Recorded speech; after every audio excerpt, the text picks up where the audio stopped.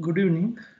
So now we will see theory of doubly reinforced rectangular section. This is the important chapter in limit state method, and the student have some difficulties in solving problem of this doubly reinforced section. So we will go with theory first.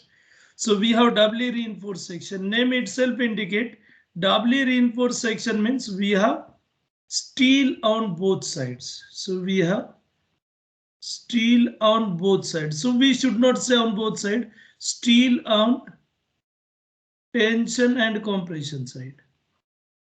Steel on tension and compression side.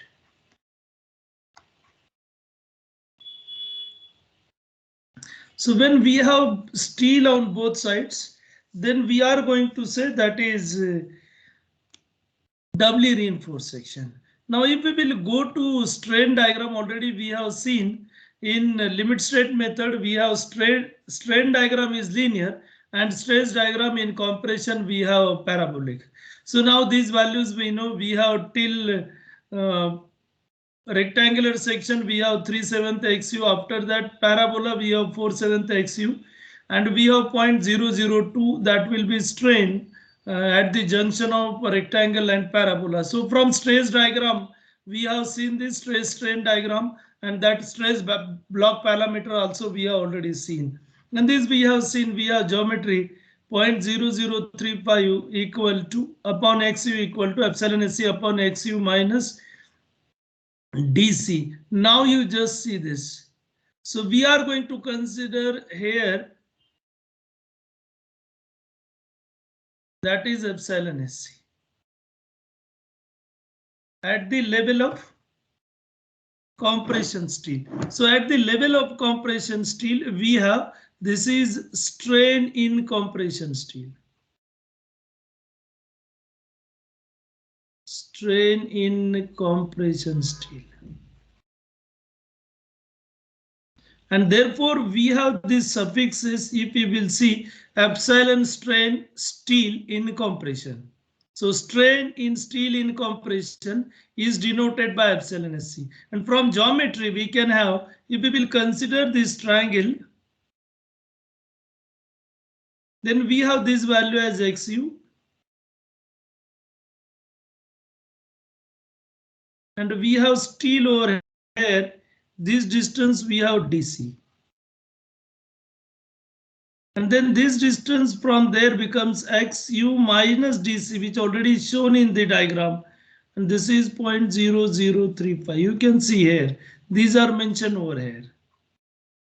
Now similar triangle 0.0035 upon XU. So 0.0035 upon XU is equal to this we are saying as epsilon SC upon this distance XU minus DC. And that is equal to, we have this similar triangle. Now we are considering this part. So this we have 0.002 plus Fy upon 1.15 ES, and this distance we have D minus XU. Because this already we have shown, we have till this, that distance is D from top. And this distance we have XU. So we have this distance as XU, that is shown over here. So automatically this distance you will get, which is mentioned D minus XU, and that is shown over here. So from geometry, we are going to get this relationship. Now neutral axis calculation. Now we are going to convert it into two parts. So we have this as doubly. So we will convert it into first singly. So we have singly reinforced section.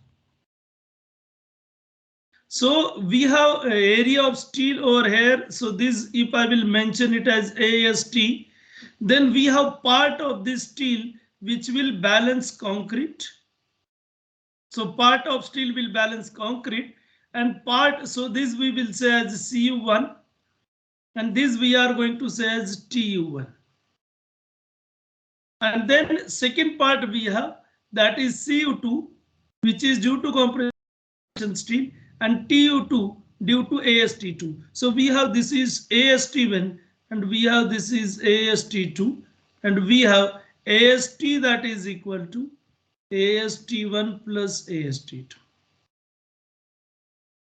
Now CU1 we already know, singly reinforced section. So that is 0.36 FCK XU into B, and this will be D minus 0.42 XU. This is lever arm.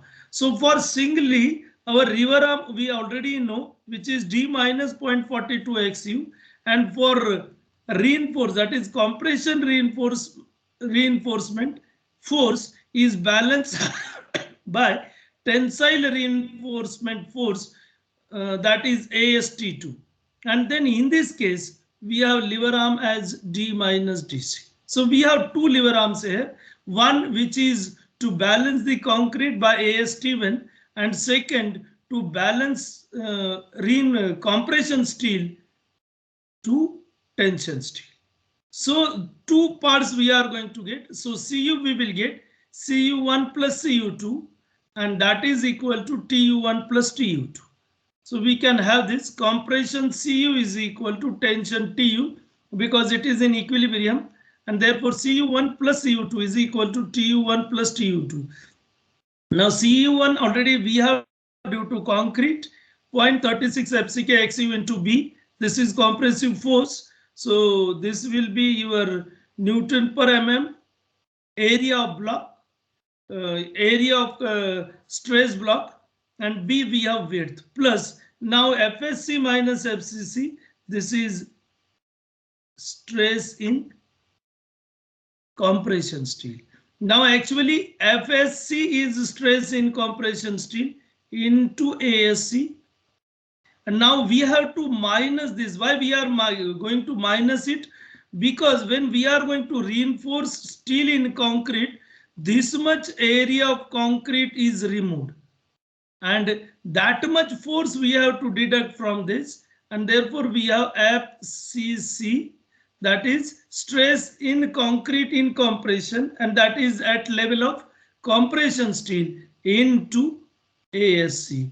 Because due to removal of concrete, we have this much force is reduced, and therefore this is force due to compression steel, and we are going to deduct this force which is due to concrete, and this we have to subtract, because we are going to remove the concrete to reinforce the steel, or by reinforcing the steel, this much concrete is removed, that is ASC, and therefore we have to subtract it, and if we will take ASC common, then we will get it as FSC minus FCC and into ASC. So this is force due to compression steel, which will be Cu2. Now Tu1, so we have this formula as it is 0.87 FY AST1 plus 0.87 FY AST2, and total also we can write it as 0.85 FY AST2. So Tu2 we have this value, Tu1 we have this value, Cu1 this value, and Cu2 this value, and then we have lever arm already we have shown over here. And now from this we are going to calculate XU, which is equal to 0.87 FY AST, total we have taken, minus we have FSC minus FCC ASC upon 0.36 FCK B. Now knowing this value, we are going to get this epsilon SC, which already we have seen. We have this formula for epsilon SC, 0.0035 upon XU, because if you remember, we have drawn this strain diagram, and in this strain diagram, we have this as 0.0035, and we have here steel epsilon SC, and this distance we have DC, and total distance we have XU. And from this we have this geometry 0.0035 upon XU, and epsilon SC upon, we have this as XU minus DC. And then we have this equation. Now if we will rearrange the terms, we have epsilon SC that is equal to, so if you will go for one step, then you will get it as epsilon SC that is equal to, I will mention over here, epsilon SC is equal to 0.0035 upon XU in bracket XU minus DC. So cross multiplication. Now if I will take this XU inside, then XU upon XU becomes 1 minus DC upon XU. And for mild steel, as our stress strain diagram is linear, for mild steel, we have stress strain diagram as a linear. So our value of stress, that is going to be constant. And therefore we are going to get it as FSC is equal to epsilon SC into ES, and this value should be less than 0.85 Fy, and ES value we have 2 into 10 raised to 5. Now if we will go for mild steel, so if we will put ES as 2 into 10 raised to 5, then we will get equation for FSC 700 minus 1 minus DC upon XU less than or equal to 0.87 Fy. We have this equation only for mild steel because we have definite yield point in case of mild steel, and therefore we can multiply it by 2 into 10 raised to 5 to get FSC. But if we will go to HYSD bars, then the direct relation we do not have in this. So cannot be obtained because stress strain curve is not linear, and hence the values of FSC are obtained from stress strain diagram for HYSD bars corresponding to values of epsilon SC. And that we will see in the next video, how we will calculate value of FSC in case of this HYSD bar. In case of mild steel, it is very simple. You can directly use this formula, and by substituting value of DC and XU, you are going to get value of FSC. So we have, this is the first part, which is theory part of this. So already now we have to find value of moment of resistance. Now once we have calculated XU, then we have moment of resistance mu1 plus mu2. So mu1 will be due to cu1 and tu1. So force into lever arm, and then due to concrete we have cu1 into d minus 0.42 XU. This already we have seen in singly reinforced section, and cu1 we have 0.36 FCK XU b into d minus XU. So we have this as cu1, and then this is lever arm. So force into lever arm is moment of resistance. Now to balance it, we have tu1 into d minus 0.42 XU, and this value we have 0.87 Fy AST1 into d minus 0.42 XU. Now for mu2, we have to take this cu2 into tu2, and from this cu2 into tu2, we are going to get moment of resistance. Now you can see this plus cu2. Now you can see this cu2 into d minus dc. Now lever arm is changed, and that we have plus. Already we have seen cu2 we have FSC minus FCC into ASC, and lever arm is d minus dc. So we have this portion as cu2, and then we have this as lever arm. Here we will have simply tu2 into d minus dc. So in doubly reinforced we cannot use 0.87 Fy AST because our lever arm is different. First you have to find out value of AST1 by equating with cu1 and cu2 to tu2, which will give you value of AST1 AST2, and then you can find value of mu1 mu2 by using tu1 and tu2. So mu1 now we are going to get 0.87 Fy AST1 d minus 0.42 XU, and from this we can calculate value of AST1.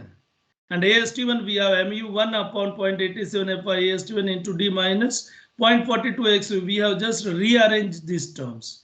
And similarly, we can find AST2 by using mu2, and we will get AST2 mu2 upon 0.87 Fy AST2. No, AST2 is not there. So we are calculating AST2. Here also we should not have AST1.